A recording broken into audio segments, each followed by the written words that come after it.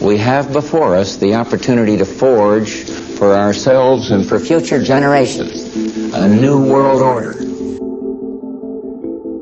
This is Multipolarity, charting the rise of the new multipolar world order.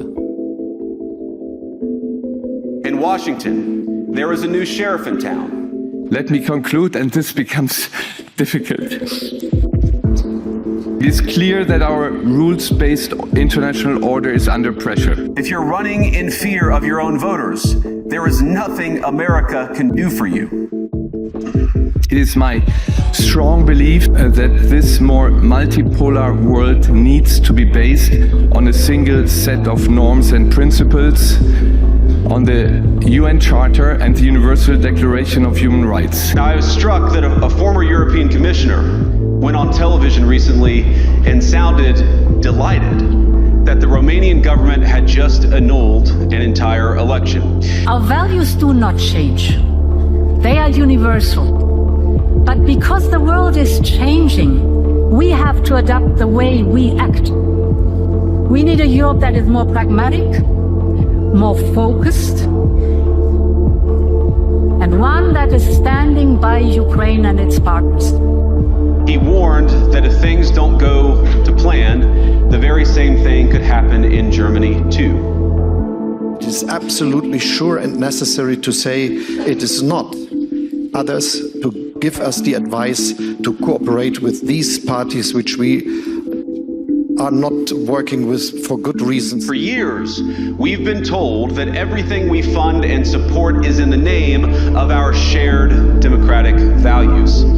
Everything from our Ukraine policy to digital censorship is billed as a defense of democracy. So we are important, we are powerful if we are united. And I hope we can show this to the Munich Security Conference, that together we are strong, together we are on the side of Ukraine, together we will defend our interests. The threat that I worry the most about vis-a-vis Europe is not Russia, it's not China, it's not any other external actor. And what I worry about is the threat from within. This week has seen a series of epochal events, or at least events that are going to have an epochal consequence, especially for Europe. We have had J.D. Vance coming to the Munich Security Conference and providing us with the spectacle of him giving European elites a humiliating public spanking over their values, their morality, their commitment to democracy and liberty. We've also had the great Donald come into Europe and decide that he's going to put an end to the war that's happening on Europe's eastern approaches without, it seems, much input from the Europeans themselves. And we have Europe in general, therefore, in absolute panic mode, hysteria, truly running around, unable to understand what has happened, why it's happened, or what they're going to do. And I think that if the reactions have been quite unedifying, the actual panic is justified. Europe is now probably in a worse strategic position. I mean, I really think it's difficult to overestimate just how bad Europe's strategic position is at the moment. They've for many years been reliant on the United States for their defense, not just the defense of their eastern approaches, but on their ability to protect their trading interests and their trading routes. And in the last 2 years, they have deliberately, through policy, made themselves reliant on the United States for their energy as well. Now, energy and security are two pretty major things, the two most major things for a nation's well-being. And now it appears that the United States is displeased, that they're going to leave in a hurry. They've been warning that they would do this for at least 15 years. It hasn't appeared to have sunk into the Europeans. They haven't been able to formulate in that decade and a half a strategic plan to cope with the world without the support of the US. And now they are truly panicked because at the moment that the US appears to be leaving, appears to be extremely unhappy with them, at that exact moment, the European Union faces a furious and potentially even vengeful Russia, and also faces deindustrialization, economic stagnation, and the establishment in Europe, at least, face a life and death struggle to hold on to power in the face of a populist tsunami, which it seems to me, and I think it seems to you as well, Philip Pilkington, is only going to get worse. So as I say, I think it is difficult to overestimate just how bad the European position is at the moment. This week feels like it's been a whirlwind, just a horror show for every three-course lunch enjoying member of the European establishment. Well, I've certainly learned something, and it's that the European leaders are as emotional as they make out. I mean, I thought a lot of it was theatre, to be honest. I thought maybe, they got some wackos in countries like Estonia or whatever, they found some genuinely, emotionally unstable people, let's be honest, and put them in government. It's becoming increasingly clear that these governments aren't actually sovereign. They're completely at the coattails of the United States. I think details will come out about that in the coming years, and this leadership class will really, really be buried 6 feet under, possibly considered traitors for the rest of European history. I think that's the direction we're moving in. But I don't think that's actually what has them panicked. That's what would have maybe a rational person or somebody with, several brain cells working. Maybe that would have them fired up. But I think what we're starting to see is they really are emotionally invested in this whole thing. And honestly, some of them come across as emotionally unstable people. I saw at the end of the Munich Security Conference, I think it was the head of the Munich Security Conference, gave a speech. I guess it was a day after Vance's or 2 days after Vance's. And he broke down and started crying. And the whole audience was like, "You're crying. We're all crying." What is this? It's so undignified. I mean, we're going to have to figure out what happened these past 15 or 20 years, the kind of people who are being promoted in these organizations and how they got promoted, because they seem like emotionally unstable children, a lot of them. I'm not saying all of them. I don't think, for example, Macron is some emotionally unstable freak. But, he's being carried on a kind of a wave or something on the back of these people. Where does it come from? I saw a pretty good comment to one of my tweets that said the History Channel has a lot to answer for. And I thought that was quite funny and actually quite true. I think that these are kind of stupid people, probably people with, substandard educations and so on, who actually do kind of really believe in this kind of ultra History Channel narrative that anytime, violence breaks out in Europe, it's the coming of the Fourth Reich and all that kind of thing. And that they're really, really tied into it. Maybe they, half understood a Jürgen Habermas essay in their undergraduate or something. I don't know. But I mean, look, the fact is, they're very emotionally invested in this. It seems to be an emotional project for them. There's plenty of grift going on behind the scenes. The top layer is definitely some kind of swirling vortex of emotion. And that's been very revealing to me. I thought it was more cynical than that, and it's not. So what does that mean? Well, it's covering up. It's manifesting the fact that they really don't have a plan B. That I'm not so shocked by. I mean, it really has been bury your head in the sand times in Europe. It's been very clear what the Trump administration was intending to do when they got in, and there was plenty of time for these people to consider that, even if you weren't as bullish on the Trump election as I was, it was a 50-50 or 40-60 or something. And if you put all your chips, you should really kind of know what you're doing and at least have a plan for how to move your family out of the house that you've just remortgaged. Maybe you should just have a car in place or something to take the furniture away in a trailer. But they don't even seem to have that. So it's complete and utter chaos all the way down. I don't think this leadership class is going to survive. I think they're going to be rooted out, completely almost. I don't think that many of these people have future careers, actually. So that's probably panicking the more rational ones. But yeah, I mean, the most striking thing is the emotion. And we'll probably talk more about the J.D. Vance speech, but that was the moment when, kind of reminded me of that Simpsons episode where they're watching a video of one of the characters having his heart broken by Lisa, and they go, here's exactly the pinpoint moment when his heart breaks. And that was kind of, that was that JD Vance said a couple of comments, and you see it, I think the camera panned to the audience, and that was the moment that all their little hearts broke. But this just shows the lack of quality of this leadership class. And as I say, it's going to take historians some time to unearth how these strange people, these emotionally incontinent people, got into positions of power. It's going to be interesting to see what happens. Yeah, there's definitely a sense that this leadership strata in Europe is a kind of midwit idea of a highly competent technocratic elite, isn't it? And, people who have followed me on Twitter will know that for years, I've been kind of fuming and ranting about how our elite simply aren't elite in Europe. They're simply not. And quite recently on the podcast, I think at the back end of last year or early this year, we spoke about my concept of the adolescent mindset. And one of the things specifically I said there is that adolescents tend to respond to both setbacks and victory, both defeats and moments of glory with huge amounts of emotion.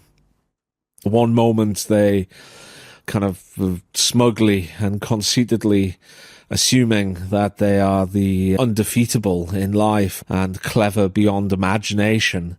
And the next moment they're weeping into their cornflakes and telling their parents that it's all over and there's no point in living on, right? That's how adolescents are. And, we've all been there in life. We've all had those moments when we were teenagers where things all seem to have gone wrong.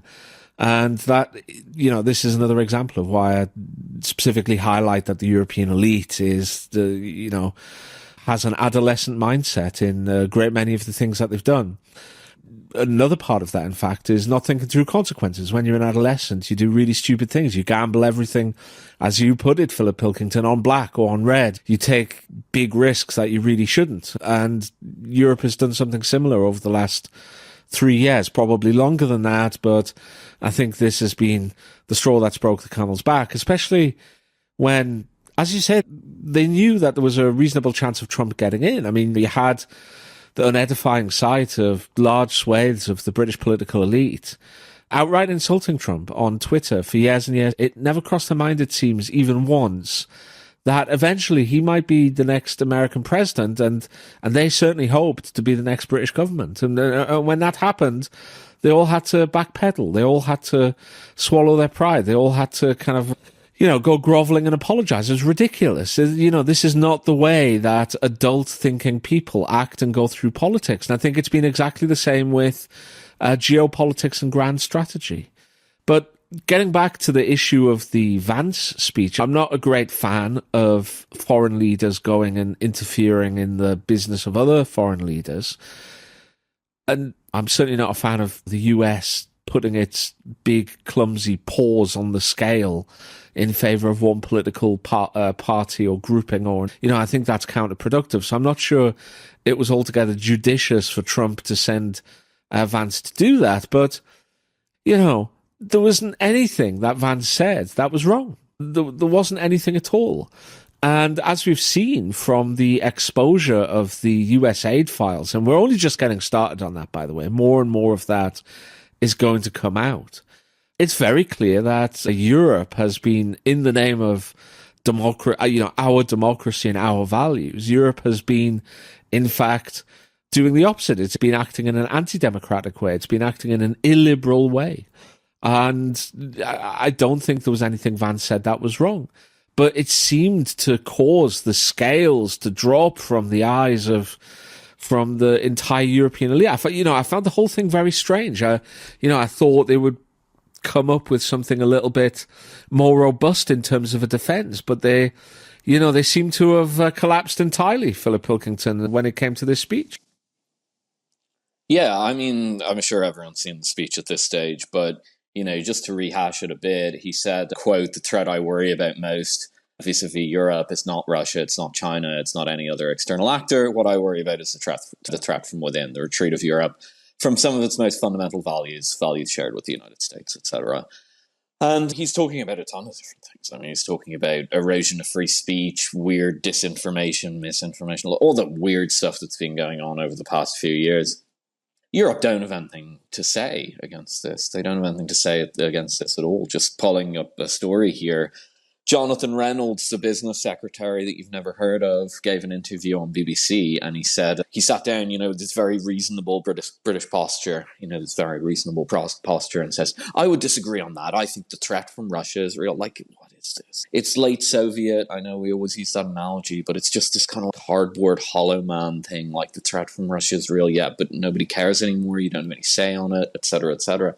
So they don't actually have a great deal to say against this. They can't go out and defend the actions that Vance is criticizing in the speech. They just hope that people would look the other way when they were doing these things. One of the things that Vance referred to was the arrest of a person praying outside of an abortion clinic in the United Kingdom. And I think the response to that by the UK government has been, we have to keep safe access to healthcare. Like, it's not credible. They've been doing all this stuff on the slide. I mean, I'm not saying, I think some Americans think, for example, Britain is actually this totalitarian nightmare state where you like get arrested if you have the wrong thoughts or something. No, these are kind of exceptions that prove the rule in a sense. The country it's not particularly free anymore. It's a kind of bit of a paranoid place. It's weird. The culture is weird. The services are degrading. Like, it's kind of falling apart. And these are the kind of big highlighted cases that capture people's imaginations who don't like what's going on. And so when you air them in public, they're a bit like, going to the Eastern Bloc in the late phases of the Soviet Union just before it collapses and saying the emperor has no clothes. The emperor doesn't really have a response to it because deep down, everybody knows that this stuff is absurd and all that. I mean, just to carry on about Britain's response to this, Britain has been one of the most hysterical, not the most hysterical. We'll talk about the Baltics in a moment, who decided to just like turn off the power in response to this. I mean, really, like, you talk about teenagers like active self-harm to get attention. Like, that's what the Baltics are doing. Kind of sad. But the Brits came out, Keir Starmer came out, and basically, first of all, he said that they were going to send troops to Ukraine. Like, what? Like, and you know what? I actually, somebody said to me, like, why are they talking this rubbish? I was like, no, they might do it. They might actually do it. And then, 2,000 body bags comes home 3 weeks later. And just like literally the state in Britain just collapses. Like, it just collapses. I could imagine them doing it. They really are that irrational. So that was the first thing. Now, ultimately, I don't think they're going to do that. I saw finally, actually, some people from think tank world in Britain admitted what you've been saying, Andrew, for a very long time, that they could only field a battalion. And actually, just to add to your correct analysis on that, they're now saying that if they fielded that battalion, which, to remind listeners, is 3,000 to 5,000 men, probably about a week's worth of casualties at the front line. Sorry, that's a regiment. A regiment, 3,000 to 5,000 men regiment. Battalion, about 800.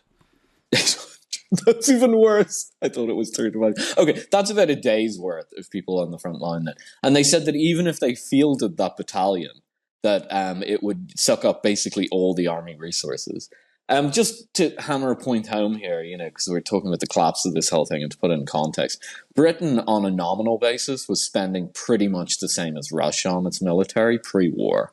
So, like, where's the money going? Well, we can get back to that, because a lot of this stuff isn't military expenditure, it's grift. Grift covered up by chicken hawks who come out and strut around with flags on their back while they loot the place. I mean, that's what's really going on. And that's what the rational people are terrified will be exposed. Just to continue on with the British thing before I turn it back to you, the next thing that Starmer said, he was going to eviscerate public services with cuts up to 11% in some departments to fund his military toy soldiers or whatever. He's going to eviscerate public services, a Labour government, in order to beef up military. And by the way, people can say, oh, well, we have to do it. No, trust me. You take that money, you throw it at the military, and it goes into the same black hole that all the military budget in the UK goes to. The UK spends an awful lot of money on military, and it gets nothing for it. Like, I just quoted you, like, the numbers. Pre-war, they were spending around the same amount as the Russians. Trident doesn't work. It can't fire anything. We cover all this stuff all the time. So if Keir Starmer wants to go and, like, half the bus service in London and then throw it into the black pit, you're not going to get, like, I don't know, 5 regiments to send over to Ukraine, you're going to get pretty much nothing out of it. So it feels like a kind of a grift, as it were, which is running aground in real time.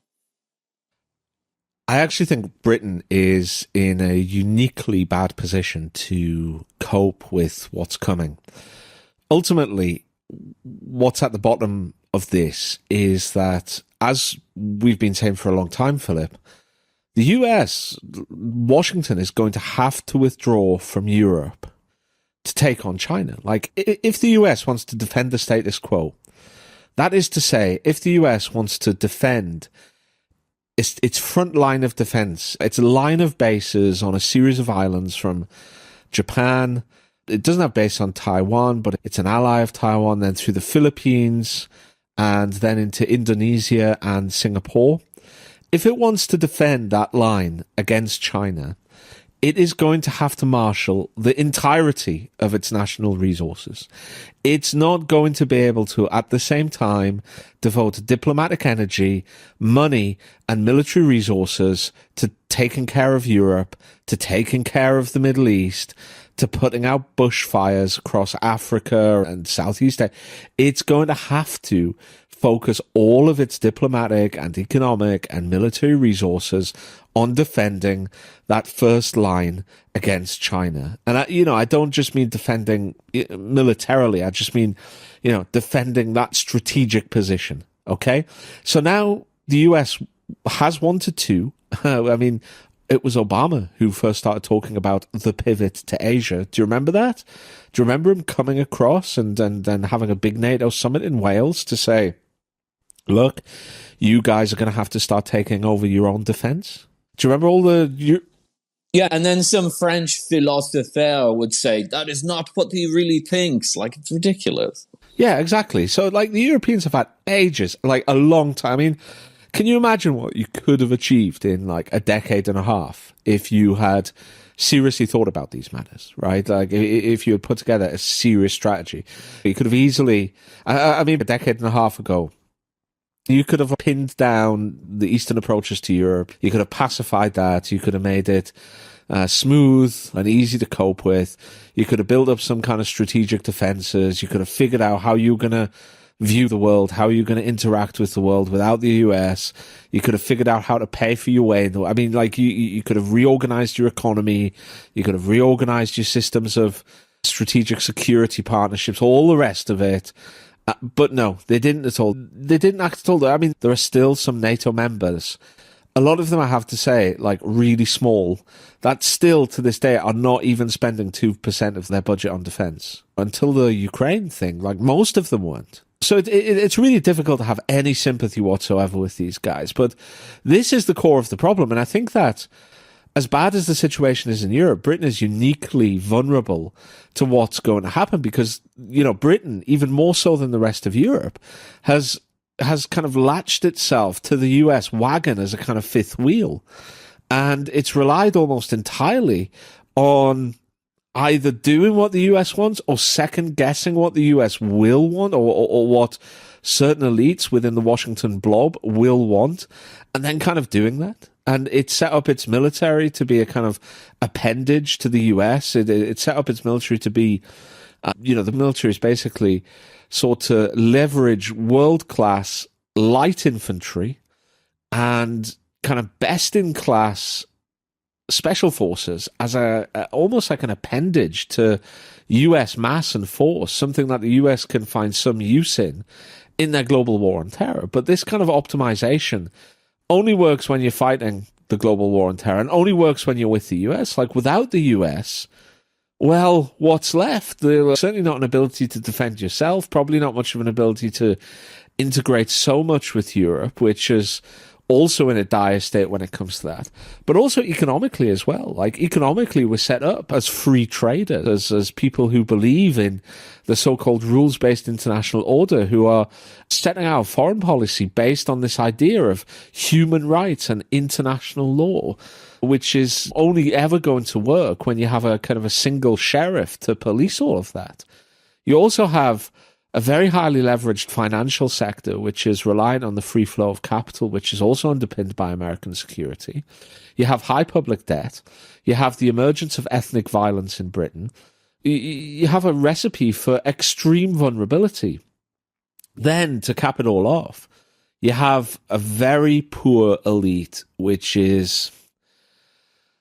I want to try and find the right words to describe them, but I think badly educated might not quite touch on it, because they do have, in theory, quite good educations. But I think it's of a poor quality. I don't think they've read and internalized the books that kings ought to have read, if that makes sense. They don't have that. I don't think you're a great fan of Winston Churchill, Philip, but at least Winston Churchill was a serious figure and a serious thinker. At least Clement Attlee was. At least Harold Macmillan was. These men, and a lot of the men and women who were in politics right up through the 70s and 80s, a lot of them had fought in the Second World War or were in the political generation that came just after. They were serious thinkers. They were hard thinkers. They knew their Greek philosophy and their Clausewitz and their great philosophers and all the rest of it. And they put that together into a quite wise and enlightened worldview, like whether you agreed with their policies or not.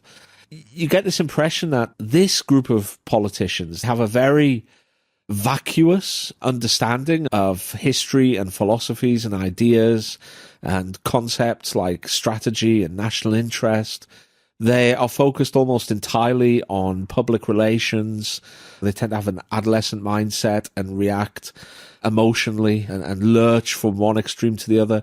It's really extremely worrying for Britain. In general, I would say, Philip. Well, I can say, having spent the week in London, that the word on the street about Ukraine is there is no word on the street. Nobody wants to talk about it. They just don't want to talk about it. At the higher levels of government, I'm sure they have to talk about it. And Keir Starmer has to come out and say that he's going to force you to deliver your rubbish to the dump yourself so that he can pay for an army that won't materialize or whatever. But, I think the general sense, and I don't just mean among people in the street or whatever, I mean among people who generally talk about these things, is that they just don't want to think about it. I think the other thing that's going to happen in Britain is that I think a lot of the war is going to be pinned on Britain. You're seeing this increasingly on Twitter X, that the Americans, the kind of American commentators around the kind of MAGA sphere are starting to kind of question Britain's role in it, question Boris Johnson's role, ask about why Britain was so gung-ho about it. And, I tweeted something about it and I got a response that was, well, America led us into this. But, I think a lot of the American, Trump people, MAGA people or whatever, recognize that. I mean, they recognize that Biden was, the senile president was the real cause of this. There's no doubt about that. It couldn't have happened without the Americans. But I think it is fair to say that the British were a willing point man on this, both militarily in terms of the training and so on, and also obviously with Boris going over and tanking peace negotiations at the start of the war. I think that's where the blame is going to be laid. I think the military failure is going to be blamed on the British military by the Americans. Perhaps that's a little bit unfair. I don't think the Americans would have done much better. But the fact is the British, stepped up to the plate and they failed. So even if you say, well, if those people had been trained by the military, by the American military, and they'd used more Abrams tanks instead of Challenger tanks, they would have won. Even if I think that's rubbish, which I do honestly think it's rubbish, you can't prove it. What you can prove is there were a lot of Challengers, the British trained these troops and they lost. They lost pretty badly. So I think that's going to be pinned on Britain. But I think the real damning part will be that Boris Johnson's going to be blamed for the scuppering of the peace negotiations. Even if it was a decision made in DC, he was willing to, put his name to that. It's a very strange thing to do, in my opinion. I've never really understood it, but that's what he did. The really interesting question there is how we look back on this war. Do we look back on it as a debacle like Iraq? Well, it's not a debacle like Iraq. It's a much more dramatic and important war than Iraq. I'm not downplaying the civilian casualties and so on in Iraq, but a lot of them were caused by, the general social collapse that comes with the war. That's not the case in Ukraine. It's very clear what's happened in Ukraine. It's a lot of people dead in trenches, and the West is not currently, the average person in the West, and even probably the average politician who's getting very emotional this week, is not aware of the extent of the death and destruction that they've caused. So a big thing is going to be how this war is processed, I think, by the Europeans. I don't think they're going to get to set the terms on that. I think the Americans are going to get to set the terms on that. And I think, unfortunately for them, the current administration has basically the same view of the war, I think, that you and I have. And so that will probably become the interpretation of that war. And there's nothing like losing a war, you know, about going down in history as having lost a war. There's nothing like it. I mean, you don't recover from that, and it's forever inscribed in the tomes of history. So now, I don't think that these people understand that. I don't think they're sufficiently educated. I don't think they're sufficiently competent or intelligent to understand that. But maybe behind all the histrionics and the emoting, there is kind of an almost subconscious recognition of what they're about to go through. I think we should talk about the strategic picture of Europe and the world after this war next. But just to give one last kind of a mood setter, a week ago, Sky News ran an article entitled "Baltic Countries Cut Off Russian Energy Supply," subtitled "Formerly Part of the Soviet Union, the staunch supporters of Ukraine switched off the Russian grid's transmission lines on Saturday." Today, there's a piece, Estonian electricity prices skyrocketed from €126 last week to the new €191, an increase of 50% in a week. Experts say the price hike is mainly due to the weather. I'm just getting real kind of collapse vibes here. Like, I mean, you really have to be, you know, sub-zero IQ not to have followed the news and said, oh, look, the Baltics are cutting off Russian energy. And then a week later, it's like massive energy crisis in the Baltics, but it's due to the weather. I mean, you know, this is really at the end of the rope now. It's becoming almost a self-parody at this stage. But yeah, I think we should definitely kind of consider the strategic aspects of this, where obviously we don't know the end results of the peace deal that the Russians and the United States are putting together at the moment, although I think there are some indications of what that will be. But I think we can be pretty confident that we're moving toward a true recognition of multipolarity by the United States, and therefore a recognition of multipolarity by all the powers in the world except Europe.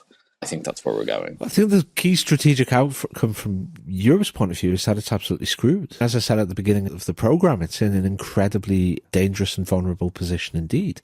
The very fact that the US has been able to come into the continent and seek to put an end to a pretty serious war on terms that it seeks to work out with Russia and pretty much ignore Europe itself should give you an idea of the relative degree of power. This is the sort of thing that happens in a third world country. There's like a war between Kenya and Uganda or Sudan and South Sudan, and some outside power comes in and puts an end to it. And so I don't care what you guys think. This has got to end, and it's got to end now, and it's going to end on these terms. And that's kind of the weak position that the Europeans are in, but this is something that they've done to themselves. It shouldn't be beyond the capacity of a country of, 65, 70 million people, just to take Britain as an example, and a $3 trillion economy to be able to put more than a brigade into the field, right? I mean, that's ridiculous. It's absolutely ridiculous. It shouldn't be beyond the capacity of Europe. With its 400 million people in Europe, you've got a GDP of something like $16 trillion. It really shouldn't be very difficult at all. It shouldn't be onerous at all for them to have the capacity to defend themselves as a group. This is like the barest of bare bones. They were the ones who chose their economic model. They were the ones who chose to cut themselves off from Russian gas. They were the ones who therefore chose to spend literally trillions of euros on higher energy prices, on the inflation that caused, on the deindustrialization and job losses that caused, and on the lost economic output that caused. Like, they chose to do this. They chose to follow economic policies and social policies that would give rise to populists, that would destabilize their political interactions and would cause social instability as well. Like, they put themselves in this position. And it's going to go down probably as the greatest failure of European statecraft in the history of Europe, or certainly since the middle of the last millennium, right? Like, probably since the 16th century, or maybe even before that. I mean, you know, we're talking that level of failure here. And, you know, what do they face? Well, as I said earlier on, they face a Russia that they've angered massively. They face deindustrialization and a weaker economy than both China and the United States. They face serious security issues. I mean, you know, there's mad talk now. There's suddenly panicked talk about the need to aggressively ramp up arms and to spend much more on the military. Well, great. It would have been a good idea to maybe do that when you had an industry that could actually swallow a whole bunch of additional military spending, so that you didn't have to buy abroad and blow out your trade deficit. It might have been a good thing to do that when your public services weren't already falling apart. It might have been a good thing to do that when you could actually say to an electorate, look, we're going to have to spend a bit less on, I don't know, healthcare, or, you know, building new railway lines and roads, so that we can, you know, put in 10 billion euros a year extra into the military each, so that we can defend ourselves, rather than saying now, when they're facing a populist backlash and they're in a kind of life and death struggle to keep them out, going to the electorate and saying, like, look, which taxes do you want to have raised and which public services do you want to have cut, so that we can spend all of this extra money in a mad, insane rush to rearm because we've pissed off Russia, we've spent nothing for years, and now the US is leaving us alone. I mean, this is really poor form, and they're in very, very bad state, like a really bad state. The problem is that they're not used to it. Like a country that was like a country or an organization or like a grouping that was used to dealing with more powerful neighbors or used to dealing with more powerful actors, is used to negotiating in this way, is used to navigating these waters. They would be able to kind of single out the national interest, take the bad end of the deal, you know, eat a bit of humble pie, but muddle through and fix things. I'm not sure these guys can. They're so used to being in the superior position. They're so used to being the big dogs in the room that it's going to be really difficult for them to say, hang on a sec, we might have to take the bad end of a deal with Russia. Hang on a second, we might have to kind of pick one or two things that we'd like from the US and then, you know, and let them leave the rest. Like, hang on a second, we might need to kind of rearrange our economies to focus on this single national interest. You know, they're simply not used to making those decisions in a way that many other nations in the world are and are, you know, have gotten pretty good at. So I think they're in a very bad political position.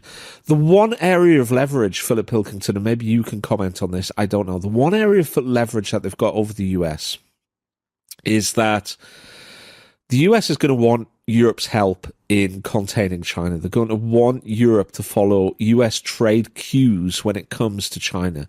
Like, they don't want Europe to say, sell the Chinese, you know, like super precise V-lithography machines. They don't want the Europeans trading with China in a big way. They don't want the Europeans buying into, say, you know, the Chinese artificial intelligence ecosystem, for example. They want the Europeans to sanction the Chinese or put tariffs on the Chinese or otherwise contain and weaken the Chinese economy in the same way that Washington is going to do, or has done at least so far. Now, Europe, I guess, the big leverage Europe would have is, well, we're not going to do that. We're not going to do that because you've just treated us so badly, or you're treating us so badly.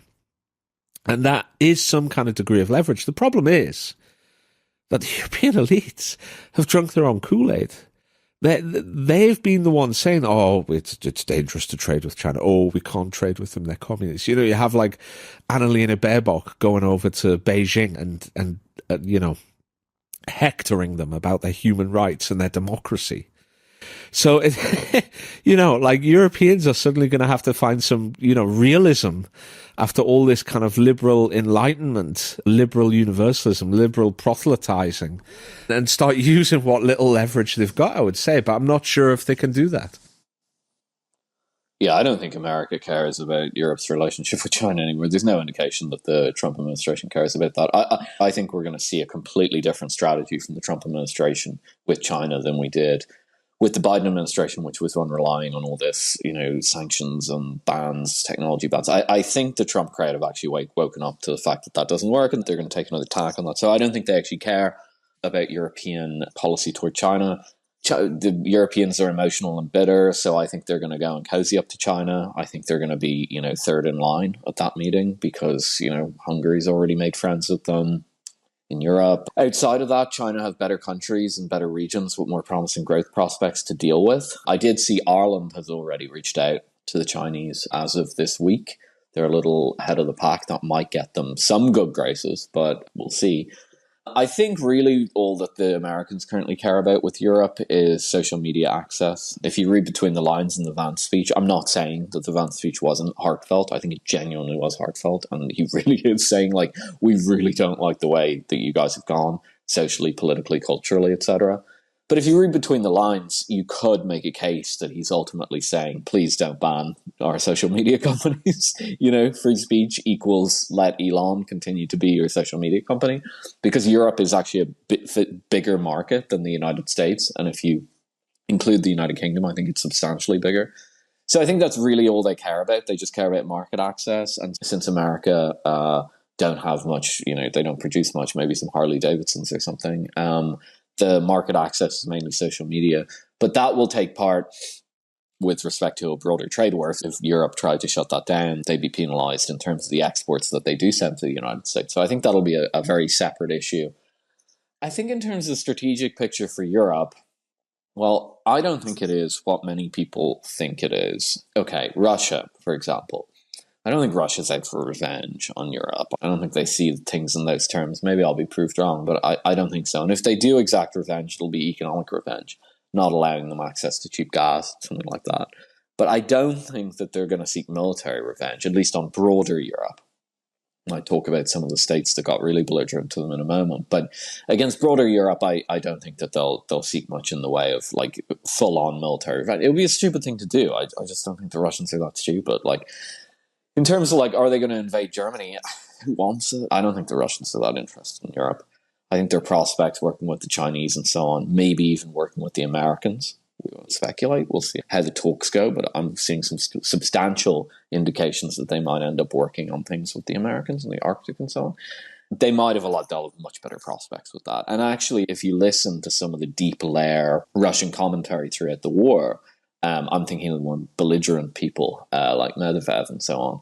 They've actually been very aggressive on Europe, and they've always maintained this slightly more harder to pin down approach to the United States. And I think that might speak to a broader strategy.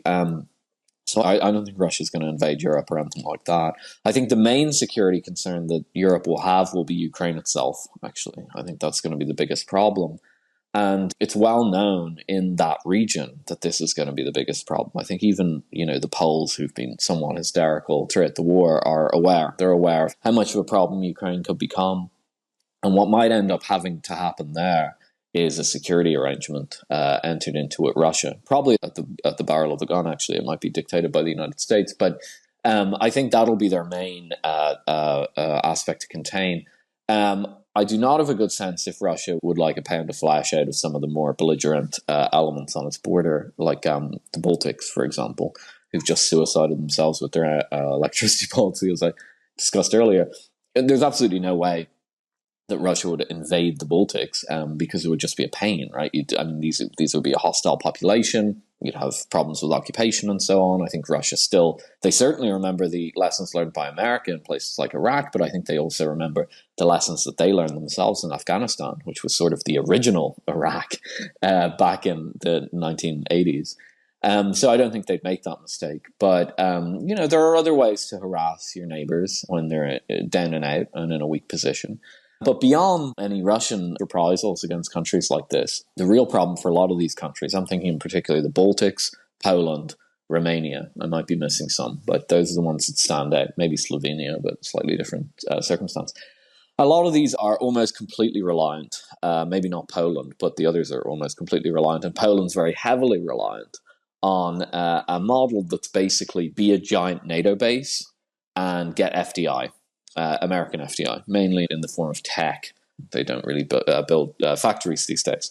And the FDI irons out the trade imbalances and so on, and it allows you to live maybe a little bit above your means. I think that model is over for those countries, completely over. And so, I don't think the Baltics will have much of an economy left by the end of this. The Poles, slightly different. There is an underlying real economy in Poland, but it'll be difficult. And Romania, again, I'm not sure how much of an economy there is in Romania without this stuff. Romania. So, yeah, I suppose the last thing I'd say on it is it's now becoming increasingly clear why the Americans are weighing in so much surreptitiously through Elon Musk. But also now with Vance giving that speech, as I said, he talked about Romania, weighing in on the side of populist parties in the EU. I think it's a recognition on the part of the Americans that they bear some responsibility for the dilapidated state that Europe is in politically. You alluded to US aid there earlier. It was not the current group that are in power that did this to Europe, so it's not their fault, but I think they see that it is the machinery of government that they're currently operating that played a large role in this. And I think what the Americans want to do is try and put some more stable governments, and actually, in fact, some more emotionally stable people and some more, normal people in positions of power in Europe, so that if and when America start to pull out, that Europe have the best shot at stability. I think that's basically what's going on there. And so I don't think that some of this commentary, especially on the left, the kind of left that was very critical of this war, that the United States are being hypocritical. Actually, I saw a Rassemblement National politician saying this as well. So it's not just on the left, but they're saying, America say that they're not interfering anymore, but actually they're really interfering on the right, with the Georgescu and Romanians. I don't read it that way at all. I think they say, let's get some more stable people into power there. Let's get some more predictable people who aren't just there to grift, hang on to coattails and so on. Let's get them in power. And then that's the core group of people that we can at least start to work with on the fairly limited things that we'll probably be working with them on. That's my sense of that. I still think there's a certain degree of conflict between the sorts of people with whom the US would be most comfortable dealing in Europe and those which are most keen to maintain a relationship in which Europe suborns its strategic interests to the US. It's the establishment which is the most Atlanticist. It's the establishment which believes that Europe should follow the US strategic. Well, sorry to interrupt, but that's what I mean. I think that the Trump administration does not want Atlanticists. I think they see them as parasites and leeches. And this is what Trump has been saying since 2016, but now it's become more intellectual with Vance. I think they see them as parasitic entities. They want them out, and they want to deal with adults, with peers rather than with these parasites. Right, yeah, sure, but the US still wants Europe to follow its lead on China. The US still wants access to Europe for things like, as you mentioned, social media. It would like to be able to also crack open the European agriculture market, for example. It still wants some kind of influence in Europe. It still wants to have a good position to undertake trade relations. It still wants something of a bridgehead into Europe just in case it needs to. It doesn't want Europe pulling close to Russia and Russia and Europe then pulling close to China. I mean, that's like the ultimate US strategic nightmare, this idea of a fully integrated Eurasian economic market that would be untouchable to a maritime power. This is the whole point. I could imagine, for example, even as the US withdraws, that it maintains some kind of bridge, probably in somewhere like Poland, as a geographical block to Europe integrating any farther. It really makes a lot of sense for Europe to look eastward and to start rebuilding relations with Russia. It gives them cheap gas. It gives them the biggest consumer market in Europe. It gives them lots of raw materials. It would entirely sort out their security problems. So it would take the pressure off rearmament somewhat until they can get themselves back on their feet. The US certainly seems to be working very hard at the moment, at least, to rebuild some kind of relation with Russia, which has been kind of destroyed over the last 3 years. So, I do ultimately think that the US is going to want some influence in Europe. And I don't think that a whole bunch of populists who are entirely focused on national self-interest is going to be easy to deal with, or as easy to deal with, or as pliant to deal with as some of the previous characters who were happy to do pretty much what the US wanted as long as there was some kind of ideological alignment there. But yeah, it's I think you're ultimately right that JD Vance was basically saying, like, look, you guys have been acting pretty badly, actually. I don't think that the Europeans can have much complaint, from an on-principle perspective.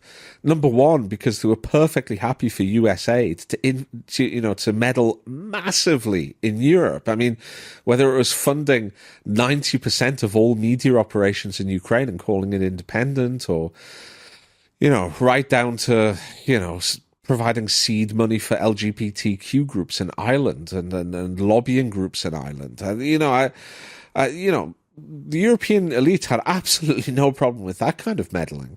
And furthermore, they have meddled in other countries themselves and also have meddled in US elections with their kind of disdainful and highly critical viewpoints on Donald Trump, as we discussed earlier. So I don't think the Europeans can complain about that at all. And I also think Vance was just saying, you guys aren't fitting in anymore. Like the way, like you're going off the reservation somewhat, right? Like that was the point he was making. And by the way, don't even think about blocking our social media giants, because those are our big companies. And that's ultimately what our foreign policy is about. But Europe has no means to fight back about this, none at all. It's it's embarrassing to see them try, frankly. Yeah, just to close out on the note of embarrassment, I'll note that there is a conference taking place, I think, in Paris this week. The director of the Prime Minister's office in Hungary, Balázs Orbán, called it the Loser Club, which I thought was quite funny. They're like commiserating with each other or pretending they're important or something. The reason I highlighted it is just to flag to listeners, obviously the usual suspects are there, all the clowns, just put their red noses on, like honking or whatever. But one leader who turned up, who has actually been on the pro-war side for quite some time now, but may have flown under the radar, was Giorgia Meloni. And Giorgia Meloni is, I think, the Italians' hope is their solution for the Trump administration, because she kind of, on social issues, she's quite conservative and populist and so on. I do wonder if her turning up at the Loser Club isn't an indication that the Meloni phenomenon that a lot of people in quite mainstream circles, actually, behind the scenes, have put a lot of political capital into, if we're not about to see her star wane. But I just thought I'd highlight that. Also gives a nice excuse to highlight that the Loser Club is taking place in Paris. And all that I can tell listeners is it's not a place that you want to be seen.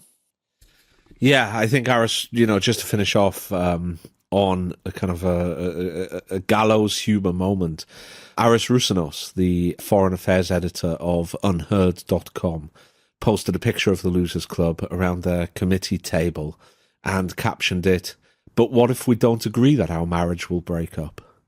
And I think that really sums it up. There's a kind of the air of the pathetic, wretched, jilted lover saying, well, I don't agree that it's you, not me. I don't agree that we should break up now. And, well, what are you going to do about it? I mean, as, you're an Irishman. You're an Irishman, Philip. So I'd like to quote the great Irish philosopher Conor McGregor. You'll do nothing. I don't think there is anything that they can do, frankly. I think they're all out of cards to play, and whether they think so or not, they might feel important organising this Losers Club, these emergency meetings, like the Tate Brothers emergency podcasts, and it's about as important as that. But ultimately, they're out of cards to play. There's nothing that they can do. Well, in celebration of the Losers Club, I will say it in a Dublin accent. You'll do nothing.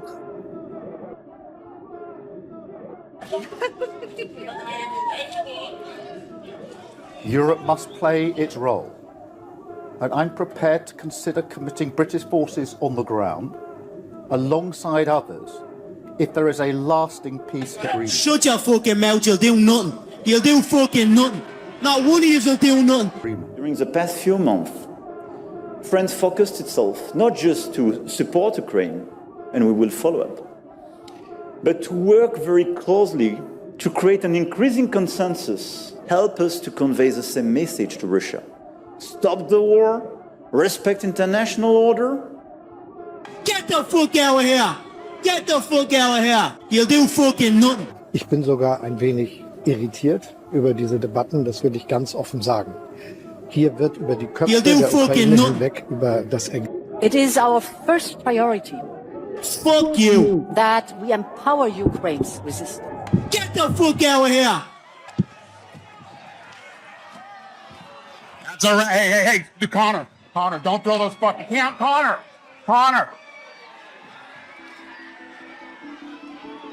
That's a wrap. I'm out of it.